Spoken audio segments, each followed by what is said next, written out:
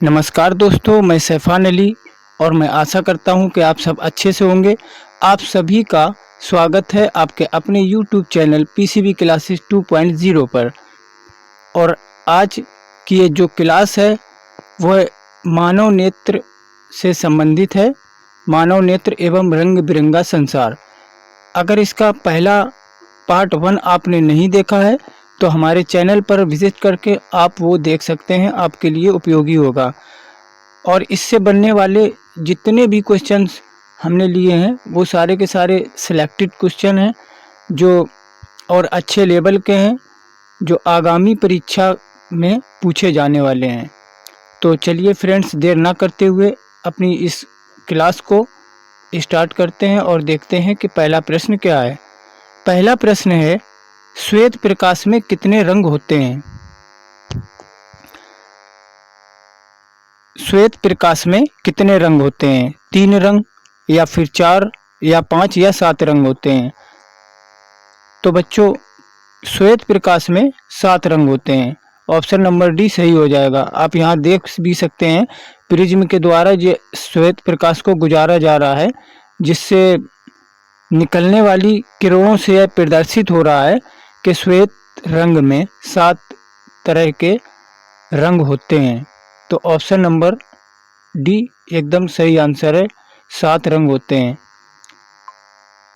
अगला प्रश्न है, सामान्य नेत्र के लिए स्पष्ट दृष्टि की न्यूनतम दूरी कितनी होनी चाहिए? सामान्य नेत्र के लिए स्पष्ट दृष्टि की न्यूनतम दूरी बच्चों 25 सेंटीमीटर होनी चाहिए। Option number A is the right answer. अगला प्रश्न है, आँख व्यवहार करती है। आँख कैसा व्यवहार करती है? क्या वह अवतल दर्पण की भांति व्यवहार करती है, या उत्तल दर्पण की भांति व्यवहार करती है, या अवतल लेंस की भांति व्यवहार करती है, या फिर ऑप्शन डी उत्तल लेंस की भांति व्यवहार करती है? तो जो हमारी आँख होती है वह उत्तल लेंस की भांति कार्य करती है। Option number C is the right answer, उत्तल लेंस की तरह काम करती है। अगला प्रश्न है, वायुमंडल नहीं होता तो आकाश कैसा प्रतीत होता? तो वायुमंडल अगर नहीं होता तो ऐसी कंडीशन में आकाश काला प्रतीत होता। Option number B is the right answer.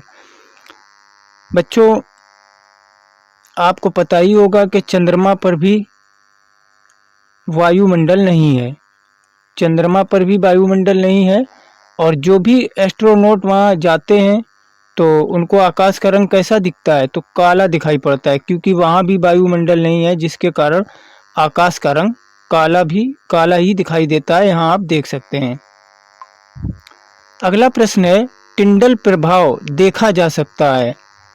क्या टिंडल प्रभाव जंगलों में देखा जा सकता है, या बाजारों में, या खेतों में, या इनमें से सभी जगहों में टिंडल प्रभाव देखा जा सकता है? फ्रेंड्स, आप अपने आंसर्स को कमेंट्स के द्वारा हमें बता सकते हैं, और यह भी बता सकते हैं कि यह वीडियो आपको कैसा लग रहा है और कंटेंट कैसा है, उसके बारे में भी आप बता सकते हैं। तो टिंडल प्रभाव जंगलों में देखा जा सकता है। Option number A is the right answer. बच्चों, यह टिंडल प्रभाव आखिर होता क्या है? तो मान लीजिए कि यह कोई जंगल है,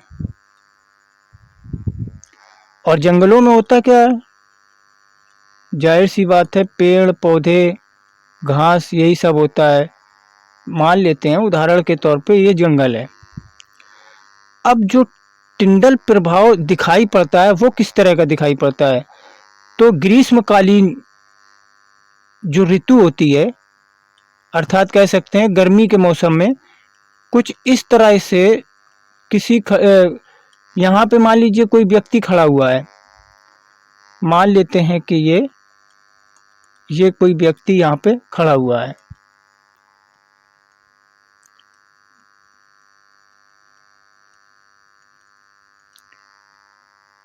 तो ये अनंत पर जब ये बच्चों जब ये अनंत पर देखेगा ना, तो इसको प्रतीत होगा कि एक निश्चित दूरी पर सूर्य के प्रकाश में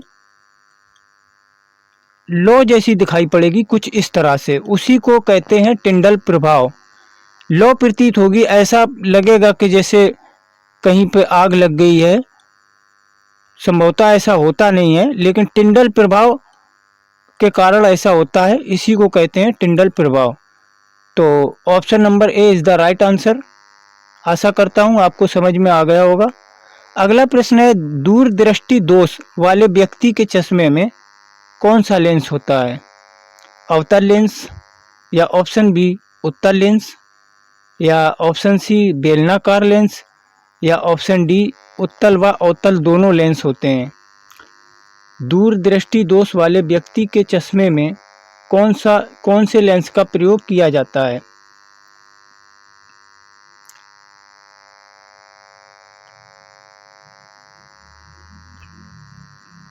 तो बच्चों, उत्तल लेंस का प्रयोग होता है दूरदृष्टि को दूर करने के लिए।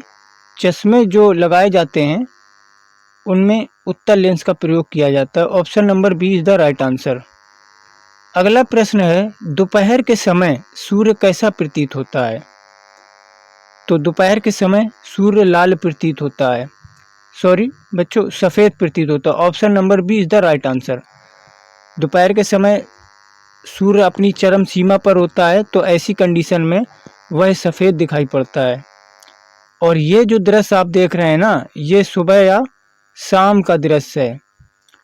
ऐसा जो प्रतीत होता है, लाल कलर का जो आकाश हमें दिखाई पड़ता है, तो सायंकाल में या फिर सुबह के समय प्रकीर्णन के कारण ऐसा होता है। प्रकीर्णन के कारण ऐसा होता है। लेकिन दोपहर के समय सूर्य कैसा दिखता है? तो सफ़ेद दिखता है। तो option number B is the right answer. अगला प्रश्न है, प्रकाश के किस वर्ण के लिए तरंग दैर्घ्य अधिकतम होता है? ऑप्शन ए लाल, ऑप्शन बी पीला, ऑप्शन सी बैंगनी, या ऑप्शन डी हरा। तो प्रकाश के वर्ण के लिए, वर्ण का मतलब क्या होता है बच्चों? वर्ण का मतलब होता है, एक सेकंड,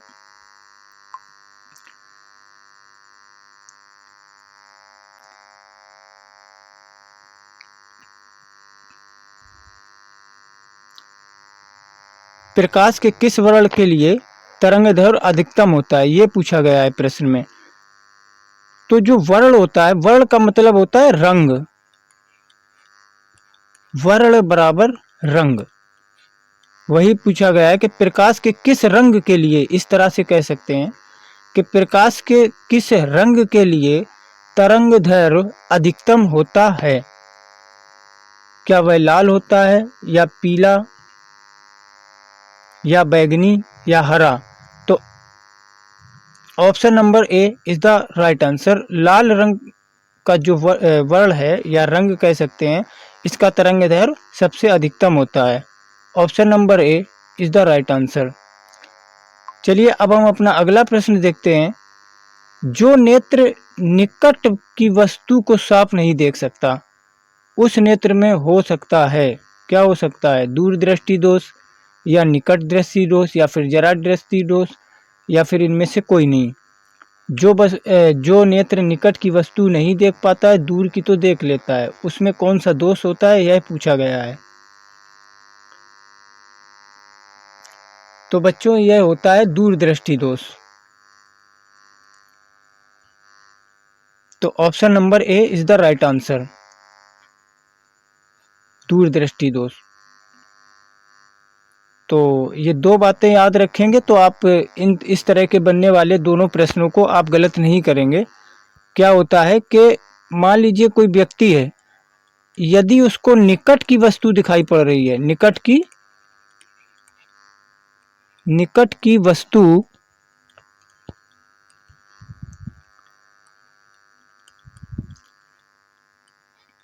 वस्तु अगर उसे दिख रही है और दूर की नहीं, इसका मतलब यह हुआ कि अगर निकट की दिख रही है तो दूर की नहीं दिख रही होगी। तो ऐसी कंडीशन में उस पे कौन सा दोष होगा? उस पे होगा निकट दृष्टि दोष। अगर निकट की वस्तु दिख रही है तो निकट दृष्टि दोष, और अगर दूर की वस्तु दिख रही है तो दूर दृष्टि दोष होता है। तो जैसे पूछा गया है प्रश्न में कि जो नेत्र निकट की वस्तु को साफ नहीं देख पाता है तो उसमें दूर दृष्टि दोष होता है, और जो व्यक्ति या जो नेत्र दूर की वस्तु को साफ नहीं देख पाता है उसमें निकट दृष्टि दोष होता है। तो जो नेत्र निकट की वस्तु को साफ नहीं देख सकता उसमें दूर दृष्टि दोष है। तो निकट की वस्तु नहीं देख पा रहा है, मान लीजिए हम इसको अभी आपको और अच्छे से बता ही देते हैं, नहीं तो बच्चों कन्फ्यूजन हो जाएगा और ये प्रश्न आपका गलत हो जाएगा।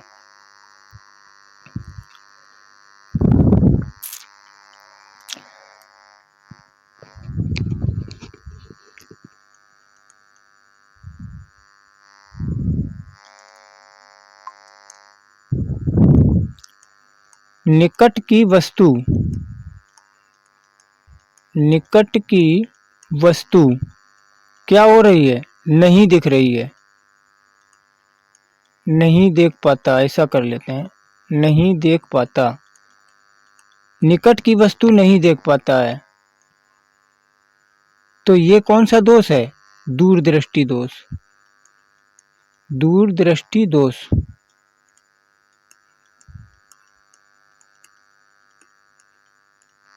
अब दूर की वस्तु नहीं देख पाता है, दूर की वस्तु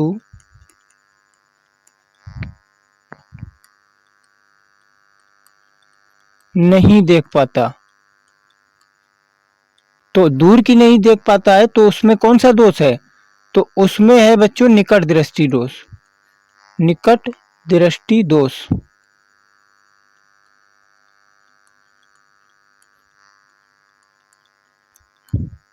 चलिए अब आपको समझ में आ ही गया होगा।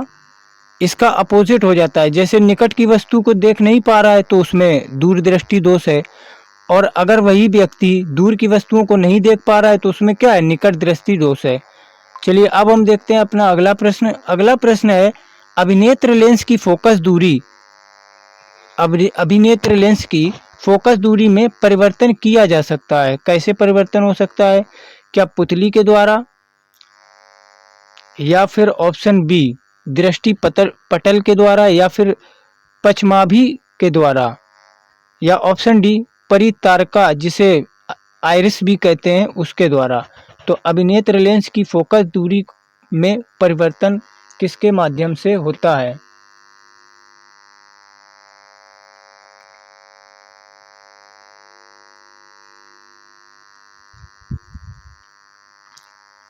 अभिनेत्र लेंस की फोकस दूरी में परिवर्तन कौन करता है, ये पूछा गया है।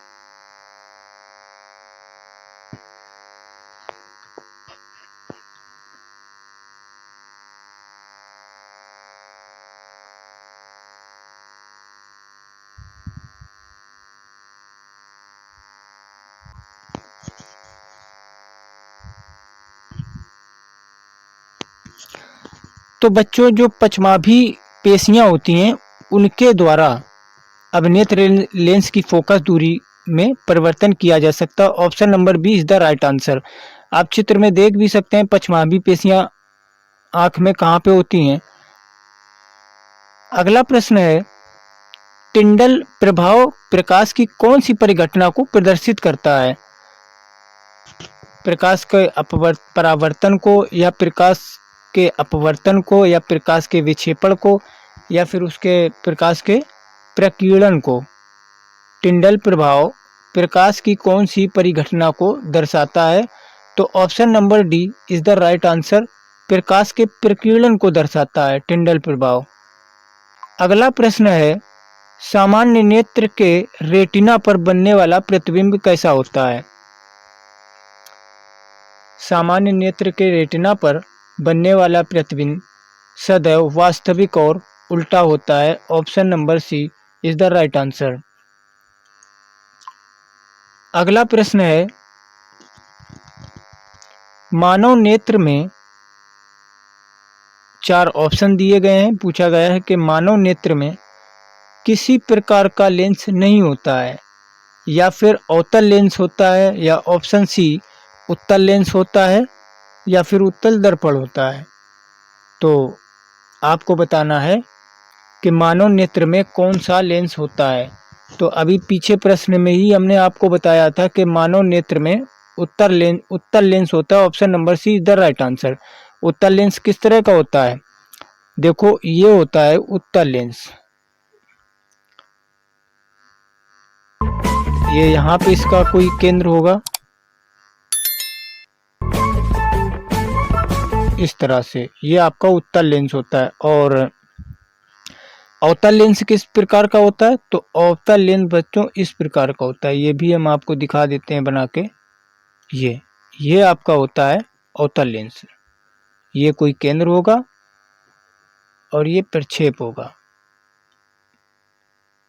तो ये उत्तल लेंस है और ये अवतल लेंस है। अगला प्रश्न है, मानव नेत्र में वस्तु का प्रतिबिंब निम्न में से किस भाग पर बनता है? क्या वह कार्निया पर बनता है, या फिर आइरस जिसे परितारिका कहते हैं वहाँ पे बनता है, या ऑप्शन सी रेटिना पर बनता है, या ऑप्शन डी पुतली पर? तो मानव नेत्र में वस्तु का प्रतिबिंब किस भाग पर बनता है? तो ये वेरी इंपॉर्टेंट प्रश्न है, वेरी इंपॉर्टेंट। इसको आप लिख कर याद कर लें। हो सकता है 2000 बोर्ड परीक्षा 2025 में आपसे यही प्रश्न पूछ लिया जाए। बोर्ड परीक्षा 2025, तो इसलिए आप इसको लिख कर याद कर लें। Option number C is the right answer. क्योंकि मानव नेत्र जो होता है ना, उसमें जो वस्तु का प्रतिबिंब बनता है वह रेटिना पर जाके बनता है। चित्रण में आप देख भी सकते हैं किस तरह से इसको प्रदर्शित किया गया है। चलिए अब देखते हैं हम अपने अगले प्रश्न को। तो फ्रेंड्स, प्रश्न सारे खत्म हो चुके हैं। जितने भी प्रश्न मानव नेत्र एवं रंग बिरंगा संसार से मोस्ट इम्पोर्टेंट प्रश्न जो सिलेक्टेड थे वो सारे के सारे हमने आपको करा दिए हैं। आशा करता हूं कि यह वीडियो आपको पसंद आया होगा, और अगर पसंद आया है तो आप हमारे चैनल को लाइक और सब्सक्राइब करें। और ज़रूर जो ये वीडियो है ना, आप उन सभी अपने फ्रेंड्स के साथ ज़रूर शेयर करें जिनको इसकी आवश्यकता है, जिससे कि हमें भी एक मोटिवेशन मिलेगा और उनका भी भला हो जाएगा। तो चलिए, आप कमेंट करके बता सकते हैं कि यह क्लास आपको कैसी लगी। और अब इस क्लास को हम यहीं समाप्त करते हैं। मिलेंगे किसी अगले वीडियो में। जब तक के लिए नमस्कार।